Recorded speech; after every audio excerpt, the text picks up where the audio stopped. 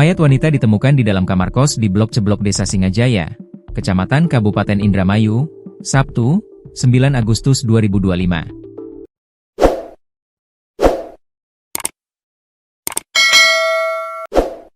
Saat ditemukan mayat wanita itu, kondisinya gosong, diduga tewas karena dibakar. Kondisi janggal tersebut langsung membuat geger warga.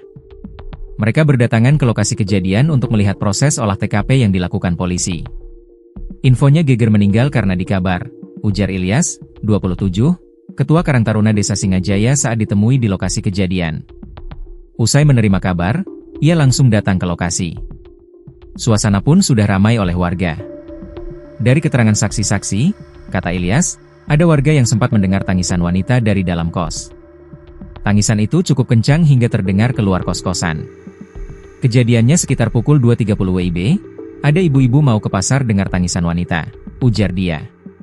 Ibu itu, lanjut Ilyas, penasaran, tidak lama keluar dua orang pria pakai sepeda motor. Paginya baru geger, ternyata ada penemuan mayat, ujar dia. Polisi pun saat ini masih melakukan penyelidikan lebih lanjut soal kejadian yang menggemparkan tersebut. Kapolres Indramayu, AKBP Muhammad Fajar Gemilang melalui Kasih Humas Polres Indramayu, AKP Tarno meminta warga untuk menanti perkembangan lebih lanjut soal kejadian ini dari pihak kepolisian. Proses penyelidikan pun saat ini masih berlangsung. Korban wanita, kejadian ini masih dalam penyelidikan polisi, ujar dia.